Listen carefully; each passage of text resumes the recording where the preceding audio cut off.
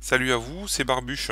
Alors aujourd'hui, je vais vous parler de Linux Mint 17 Kiana, qui est enfin sorti donc j'ai pu m'empresser de l'installer sur mon PC.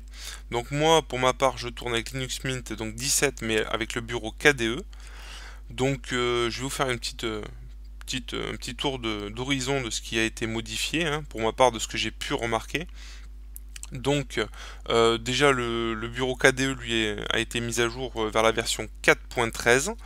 Donc au niveau du bureau, on ne change pas vraiment le fonctionnement de KDE, hein, toujours la même chose, hein, le même bureau, les mêmes utilisations, il n'y a pas de gros changements visuels. Niveau changement, gestionnaire de mise à jour, qui est là, voilà, maintenant on clique, il s'ouvre directement, oui j'ai quelques mises à jour à faire, pas de gros changements visuels, mais au niveau performance il est un peu plus performant au niveau des mises à jour. Quand on lance la mise à jour, il vous demande le mot de passe maintenant, juste avant de lancer la mise à jour, donc c'est un petit changement. Au niveau de gestionnaire des paquets, je vous ai laissé une fenêtre ouverte, voilà, avec donc un paquet là pour mon imprimante par exemple, donc là je vais vous installer mon imprimante, voilà, donc je fais... Voilà, il me demande mon mot de passe comme d'habitude. Oui, des légères modifications visuelles, hein.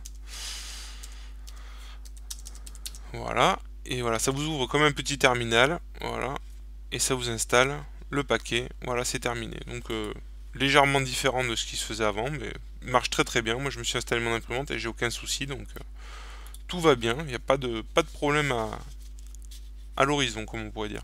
Donc ensuite, qu'est-ce que j'avais d'autre? Affichage de connexion, le voilà. Lui, il a été légèrement remanié. Donc affichage de connexion, maintenant, vous avez votre connexion actuelle qui apparaît juste dessous avec une ligne. Vous avez le petit carré pour dessous mettre le détail de votre connexion. Vous avez la possibilité d'appuyer sur la petite clé. Ça vous ouvre le panneau de configuration pour votre connexion. Et qu'est-ce qu'il y avait d'autre? Ah oui, et la possibilité maintenant de vous connecter ou déconnecter en mode avion ou par rapport au Wi-Fi, tout ça. Vous avez des accès directs pour la connexion et déconnexion. Voilà, entre autres, ce que j'avais vu.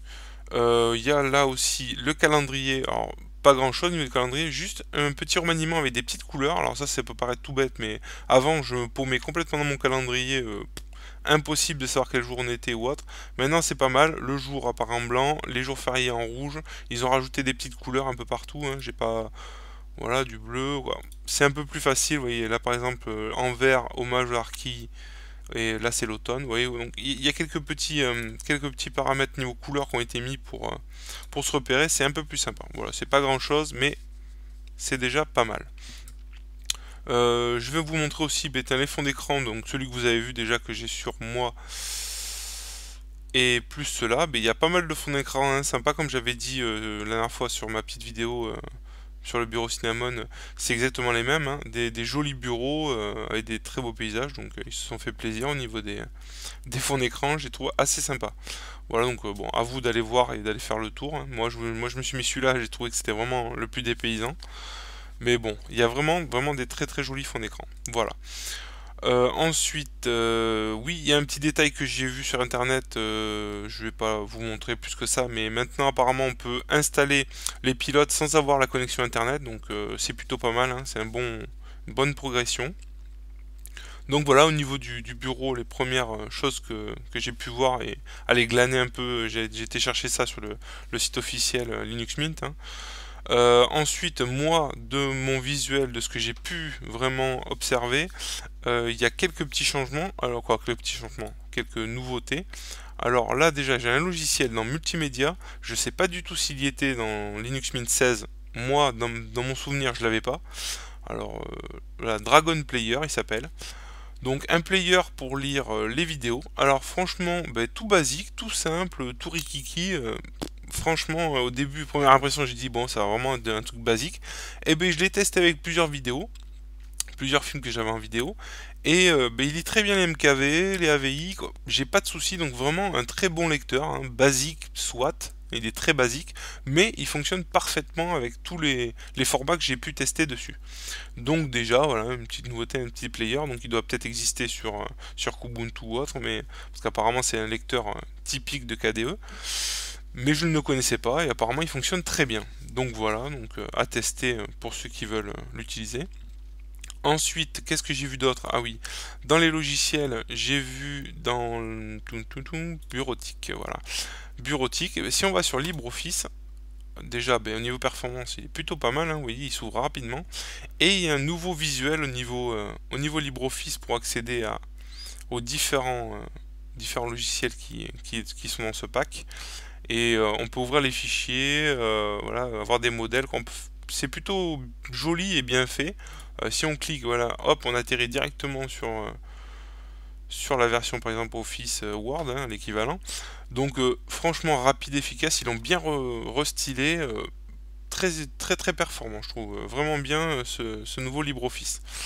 Voilà, et la dernière petite chose que je voulais vous montrer aussi, Dolphin, donc le poste de travail de KDE, a été légèrement remanié, deux trois petits paramètres, hein, dont deux choses que bon, moi je trouve pas forcément nécessaires, mais elles ont été rajoutées.